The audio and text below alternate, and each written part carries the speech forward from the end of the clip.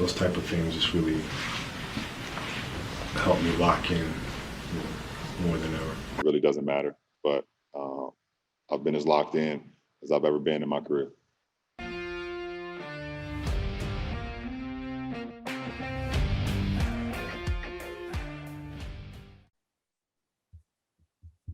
Good morning, you Bad Beats podcast lovers. Again, I don't know if you're a Cowboys fan, guy, girl, whatever. We're not discriminating. That's not what we do here.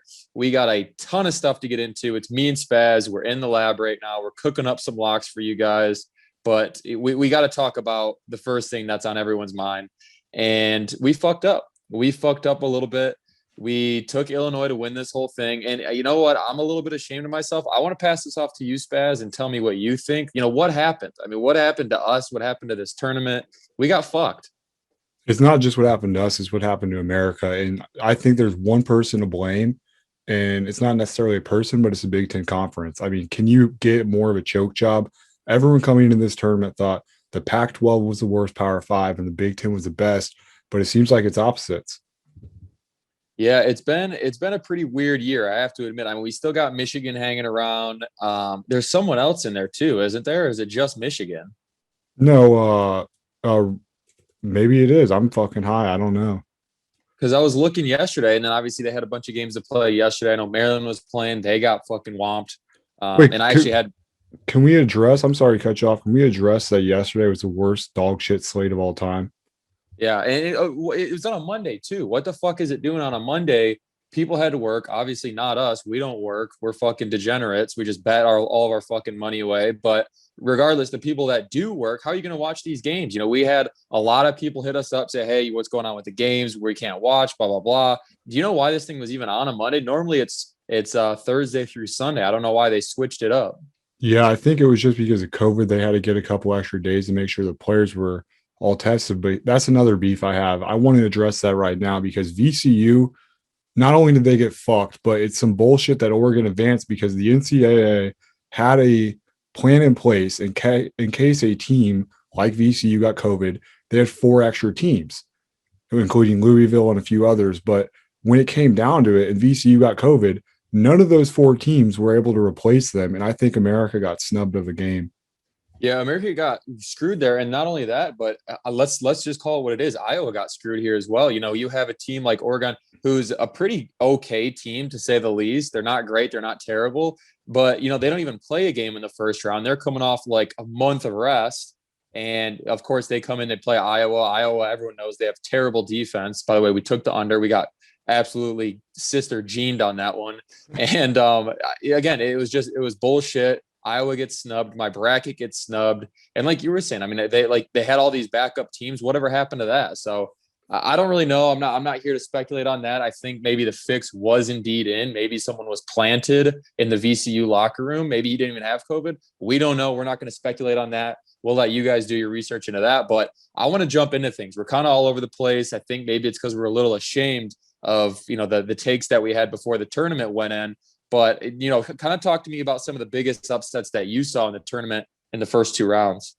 I really liked that Ohio team beating Virginia. I thought the Bobcats were special. I actually kind of expected them, for whatever delusional reason, to beat Creighton. My all-time favorite, and it's just America's favorite, is Oral Roberts. America wants more Oral. And I think that's true. Plain and simple. And it's going to be interesting to see if Oral could overcome Arkansas. I don't think so. I got Arkansas going all the way. But those are my 2 favorite upsets. How about you? Yeah, and there was a couple here in the first round. The first round specifically, you know, again, I loved Virginia going down. They're the funniest team in the world to watch. You know, they either go down in the first round. Everyone knows the infamous 1 seed story when they went down. The next year, they go ahead and they win the whole damn thing. And then this year, again, they get upset in the first round. So Virginia is just one of those teams. If they make it past the first round, their odds to win the championship, you know, drastically increase. So if they ever get out of the first round, hammer Virginia, but obviously they couldn't do it this year. But the big one too was Oregon State. A lot of people called me out on this one. They said Oregon State's a bum ass team. Their coach is a bum, you know, all this shit. And I said they're going to beat, first of all, they're going to beat Tennessee, and I could easily see them getting into the Sweet 16. And this sets us up for a possible Oral Beaver matchup. You know, America wants the Oral Beaver matchup. Do you think this is going to happen? I think it could happen, but Arkansas is just a spectacular team. I do believe the Beavers can get it done, but as far as Oral, it's going to be a different situation. One thing that Sister Jean does not want to see is a Beaver, especially with her herpes case. So that's going to be an interesting matchup. And I just need to say this now while we're talking about it. We need to apologize about Syracuse because boy, were we wrong. Yeah. We thought this team was dog shit, and I have a prediction. I'm just going to say now. I think they beat Houston. I've watched a lot of Houston games as I am a Memphis Tigers fan, full disclosure. And this Houston team is honestly dog shit. This team is not going to win. I think Syracuse has momentum. America's all over Buddy Boeheim. They're calling him Buddy Buckets. They're saying he's the next Steph Curry. They're saying he's a lottery pick. I think this Syracuse team is special. Yeah, and also too, when you think of Boeheim and possibly a Sister Jean matchup down the road here, I don't have my bracket pulled up. I don't know when they would possibly meet, but there's a possible love interest there. Maybe Sister Jean flashes Buddy. I don't know. I'm not going to speculate on that, but they are close in age. I think they're probably both about 400 years old. And so I don't know. I mean, maybe there's a love interest going on there. So I'd love to see that matchup. One thing that I wanted to address, all the picks that we got incorrect. Yeah, obviously the Syracuse one, I'm going to come clean on. I thought they didn't even deserve to be in the tournament. Obviously, I look like an idiot now, but you called Texas going down. I mean, you said from the get-go, Texas is a bum, horns down. Maybe the worst team in all of college basketball. You actually said that, and you were right. You were dead right. What really struck you to kind of call this one out? There's several things. One, when you're in college, most people play zone. And the way they go about it is they get so tired in the first 10 minutes where the rest of the game they're out of gas.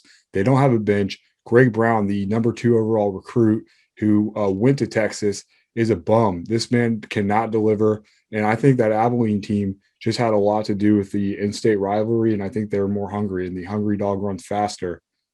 Yep, absolutely. And obviously that's what happened. And then they got absolutely stepped on in the second round. Couldn't make it to the Sweet 16. Couldn't pull the Oral. Speaking of, we have breaking news here on the podcast.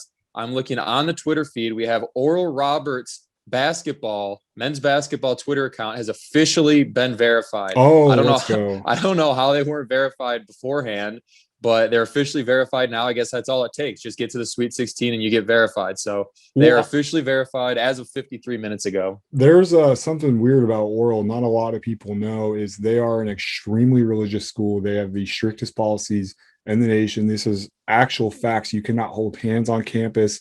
You can't kiss anyone on the cheek. If you are seen with alcohol, you get expelled from the campus. There's a lot of crazy rules, but America's really rallying behind Oral. Yeah, absolutely. I think it's a good thing. America, they needed something to get behind. We needed something to finally get behind. We have two sides to COVID. We have two sides of politics, just everything else in life. So it's nice that everyone loves Oral. And I think, we're going to see them. I like them go to the Final Four, but we're going to get that in a second. I wanted to just ask you your favorite Sweet 16 matchups. That's a good question. And is there anything better than just watching all the games all weekend, as I know we both did? The slates did seem to kind of go on the decline. Maybe that's just because there's so many upsets and there's blowouts. But as far as my favorite matchups, I really like the Houston-Syracuse matchup. I'm calling it now. Syracuse is winning. And my all-time favorite is Arkansas Oral Roberts, because I have Arkansas at this point either winning it all or at least getting into the Natty. So that's going to be a very interesting game. Yep, absolutely. I had Oral Roberts, Arkansas. I actually think Oral Roberts is going to dominate that game. I believe the line opened up at -11 for Arkansas. You know what it is. I'm hammering Oral. I love Oral here. I just love Oral. And so I think Oral is going to pull away with this one. But the other one, too, is just the Oregon State and Loyola matchup. This is a really interesting one to me because, again, we have the Beavers with going up against Sister Jean. I mean, I couldn't even name you a single player on that team other than that big, goofy-looking dude. I don't even know his name, but that guy is a walking cheeseburger. Oh, yeah, Farva. Yep, Farva, whatever the hell his last name. I don't even know what that guy, where he came from. There's no chance he's American. But anyways, I'm super excited to see that matchup. I'm just excited to see Sister Jean hopefully lose. I mean, is it just me? Maybe because I've lost my ass on Loyola Chicago this tournament, but I'm just sick of her. I'm sick of seeing her. I just, I'm not going to wish anything ill upon her, but I am. I'm done. I'm done seeing her. I'm done seeing her. They made their Sweet 16. The fun's over. I don't even know if she would, if they ended up making it to the Final Four again. I don't know that she'd make it. I mean, are we sure that she's going to be able to not only make it down there, but just, be around? She's 102 years old, and she did not look well. I mean, let's call it what it is. She did not look well. She had her mask on. And I think she's actually one of the people who thinks COVID is fake. But anyways, that's a story for a different day. But who do you think is going to take away in that Oregon State Loyola matchup? I think that one could go either way. I can guarantee you right now, this is the pick of the week that Oregon State's going to cover.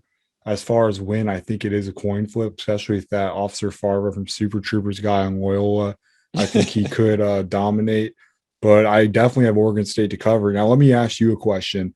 What is going to be the next 1 seed to lose? And I'm calling it now. It's going to be Michigan. I got Florida State over Michigan. Yeah, see, that's an interesting one. So there's Michigan and Gonzaga, right? We still have Baylor. Oh, man. So looking at Michigan's schedule, and I actually have, and we'll jump into it in our next little segment here, but I have Michigan in the Final Four, so I don't think it's going to be them. Gonzaga, they played okay in that game against Oklahoma. They kind of got bailed out a little bit from the refs, but I'm gonna say Baylor. I'm gonna say Baylor's going down next, then Gonzaga, however you guys want to pronounce it. Now, you guys have been clowning me all week for saying it incorrectly, but I think Michigan, they're going to, again, cupcake schedule. Florida State, they're not very good. I like Michigan to go to the Final Four. But what do you think? You said you got Michigan going down next? Yeah, I do. I'm a believer in this Florida State team. I think the way they've been playing, they blew out Colorado, which that's not really necessarily a trophy, but the Pac-12, kind of came out of nowhere. So to see the Florida State team, who has a weak ACC conference, just kind of take over that team, I think they're going to ride that momentum. And keep in mind, Michigan could have lost that game to LSU the entire game. They just kind of pulled away at the end. Yeah, no, they definitely did. You got to remember, obviously, they're without Livers probably for the remainder of the tournament. So I don't think they're going to win it this year. And so, again, I kind of want to jump in the next thing here, which is the Final Four. I'm going to tell you my Final Four, and it's going to be Oregon, Michigan, Houston, and Oral Roberts. And people are going to clown me, but I'm telling you guys, it's oral. It's oral time. It's time to get around this team. They got the check mark. I mean, everything is going this team's way right now. I have them in the Final Four. And I know you're clowning me already in your head for the Houston pick. Anything in my head that I think is going to happen, I go the exact opposite now. That's how the first 2 rounds have been. So anything in my head that I think is going to happen, I completely fade myself. So again, I got Oregon, Michigan, Houston, and Oral Roberts. What about you? Yeah, I'm giving USC the nod over Oregon just because of the way they simply dominated Kansas. And I know Kansas isn't as good as they normally have been, and I do believe Oregon's a strong team. But I got USC, Florida State, Arkansas, and fuck it, herpes, bitch, Loyola. Wow, that's interesting. Yeah, like I said, Loyola is just one of those teams. They just seem to be there. They just seem to be playing good. But again, I hate them, but I could see it happen again. Crazy year. Who the hell knows what's going to happen? I mean, is this the craziest year we've had in March Madness history? Yeah, because every single person from analyst to the casual fan all year was saying this is going to be chalk all the way. This is the most chalk year. And it seems like we had the most upsets ever. Yeah, no, totally agree. And I don't know who would ever say it's going to be chalk all year. We would never say something like that. I mean, something like that would never come out of my mouth. I don't think it's ever going to be chalk, but no, that's a complete joke. We said it was going to be chalk all year as well, but craziest year for sure. Let me ask you a question here. Do you think it was better than last year so far? Oh, yeah. I mean, anything was better than last year's, but I'm just excited to see if someone can beat George Mason's record for the highest seed, or I guess lowest seed, however you want to phrase it, to make a Final Four. Yeah, and they were what was their seed? Because I remember that was an 06. What was their seeding that year? They were an 11 seed. Oh, so 11 seed. Yeah, so there are a lot of teams could possibly make that run again. Oral, the Beavers. It's going to be an interesting finish here. Hopefully, we got a good matchup for the championship game. We'll see. But again, kind of shifting away from basketball here. Oh, I guess college basketball a little bit. Talk to me a little about what's going on with the NBA. It's been a little bit with any of that NBA drama. I'm sure there's something.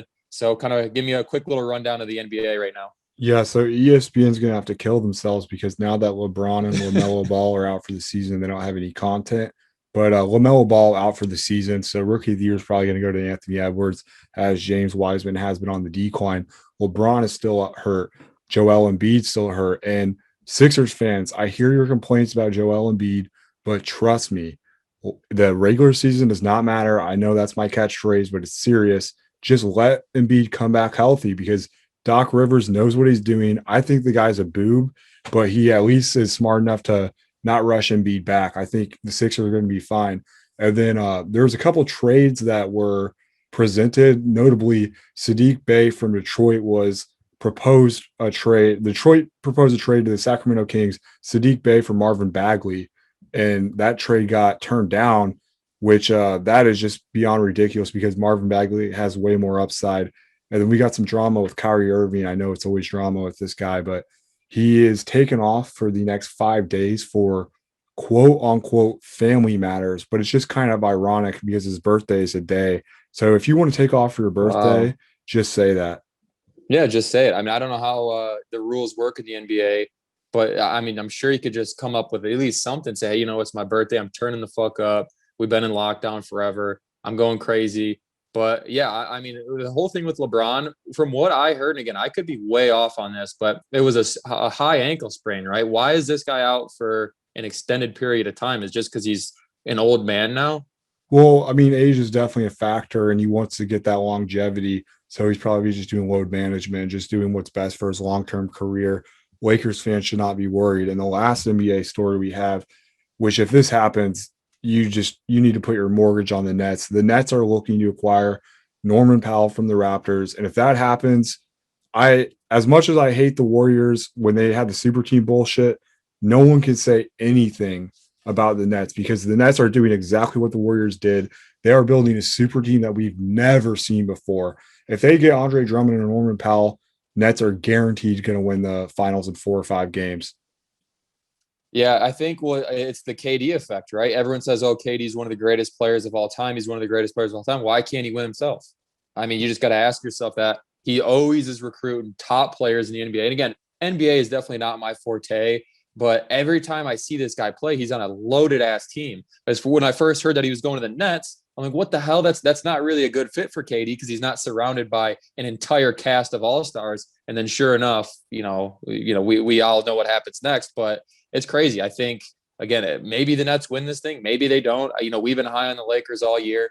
And again, I said Lakers. And as all the listeners know, I'm undefeated. I've never gotten a professional championship wrong this year. So again, I'm not here to boast. But you got it wrong undefeated. with Illinois. But I guess it's not professional. No, it's college. It's college. I guess you could consider it professional, but college, I don't fuck with college like that. But again, I'm undefeated. I'm never wrong. So again, I'm staying with the Lakers here. But one thing that I did kind of want to shift over to real quickly, we won't go too much into it because we still got time before the tournament. And I know one of our listeners has been hounding us just to kind of throw out some dark horse odds for the Masters. And boy, oh boy, did I do some research for this one. So we obviously have, the DJs of the world, the Rorys of the world at plus 600, plus 1,000. That's stupid. That's not fun. We're talking dark horses. And so I was looking down the list, and what was so weird to me, and I know he's had an off year, but we have Ricky Fowler sitting here at plus 6,600. Again, that is insane value for a guy like Ricky. Again, I know he's had a terrible year. Actually, I don't know if he's even a lock to even play in this tournament. If he is, though, plus 6,600 right now, I like those odds. Again, Phil Mickelson, too, the old man, plus 8,000. And then Francesco Molinari, everyone knows his battle with Tiger Woods a couple years back when Tiger won, sitting at plus 8,000, too. But the big one and the darkest of dark horses, and hear me out here, hang with me for just a second. His name is Bernd Weisberger. And this guy is a stud. You know what? When I was reading up on this guy, I was like, there's no chance. He's plus 20,000. He's at the very bottom. He has the highest odds, or I guess the lowest odds, however you want to put that, to win the Masters. And I'm like, okay, this guy's probably a bum. He's probably never even played in a major. Well, I go and do my research. This guy has 7 European Tour wins, which is nothing to laugh at. Or I guess it's nothing to laugh at. And he has 2 Asian Tour wins. And get this. So he's played in the Masters 5 times. That's a lot for a guy sitting at plus 20,000 odds. He's played in the Masters 5 times. And you're thinking, he's probably missed the cut every single time. Nope, never gotten cut from the Masters in his 5 appearances. Not only that, but he has 2 top 25 finishes in those 5 appearances. So again, Bernd Weisberger at plus 20,000 to win the Masters. I love this guy. This guy's going to make a deep run. I believe he's an Austrian golfer. He's going to make an absolute run at this thing. But that's all I got for the Masters, at least for now. I know we'll talk about it a little bit later. Is there anything Masters-wise or golf-wise that you wanted to talk about, or any dark horses that you have? No, that shit puts me to sleep. You know, my guy has always probably been, damn, I don't even know his name because he's so garbage. True. Well, But I wanted to, it can't be Tiger. You know, Tiger ain't playing. yeah, well, I mean, he should be getting an Uber driver next time. But I want to switch over to the LaFleur of the week. Yeah, let's do it. Let's absolutely do it. I'll have you kick it off then. Yeah, I got to do it to you. I'm sorry. I was rooting for you, but Io DeSumanu, I always pronounce his last name wrong, but the Illinois guard, man, you can't take those pictures like Kobe and then lose to a bitch with herpes. You just can't do that, especially on the national stage. 23% of all brackets had Illinois winning it all. Jeez, OP. That's insane. Obviously, we were in that category. Yeah, I guess that kind of leads me into my LaFleur of the week, and it's my bracket. I don't know what the hell happened to my bracket. It's not my fault. I'm going to sit here and claim innocence. This is not my fault, okay? People, you have to understand my bracket kind of has a mind of its own, and when I'm filling this thing out, I just black out. I black out completely. It's all subconscious, and my bracket kind of took a mind of its own this year, and it's been absolutely crushed. So my bracket is the LaFleur of the week for me. Is there anything else that you got for the podcast? I know, we talked a lot about just really, I guess, college basketball in this pod, but again, it is March Madness. But is there anything else you wanted to talk about? Yeah, sticking to March Madness, I probably should have done this earlier, but we have a new segment, People's Poll of the Week, where we run some Twitter polls. And the one this week was by far the craziest one. I asked, is Oregon State going to make the Final Four? It got about 2,000 votes. 48% said yes. Jeez. So, I mean, America's high on Beaver, for sure. Yeah, they love Beaver. They love Oral. It's going to be a crazy finish. We're definitely, it's just going to be good to watch this thing play out. Hopefully I don't have to see that old herpes bitch anymore. Hopefully she loses or they lose and that big hamburger dude. But it's going to be a great finish. I'm excited to see what happens. Sweet 16. It's getting down to the wire. I mean, it just feels like not too long ago we were sitting here talking about the preseason AP top 25 when I clowned Michigan for getting in at 25. I said they were trash. It was all for money. It was all for ratings. Obviously, I look like a clown right now. And if Michigan does win this thing, I'm going to do some deep digging and I'm going to find that clip and I'm going to expose myself. But other than that, that's all we got for this week's episode. We might be back before the weekend slates. It's going to depend on kind of other news going on. I know we talked a lot about college basketball this episode, but again, any big news comes up, you'll see another podcast from us. Other than that, we'll see you next week. And is there anything else you wanted to add to the listeners? Yeah, stay tuned for giveaways. Normally I have listener of the week. I got hater of the week. We had a bitch, Lisa Harrison on Twitter. She was mad over a Oral Roberts, OJ Simpson meme. Get over yourself, dumb bitch. You want a bag of dicks. Okay, fair enough. I'm not gonna comment on that, but fair enough. Other than that, guys, we love you for listening. Make sure to follow us on social media. And until next time, guys, peace out.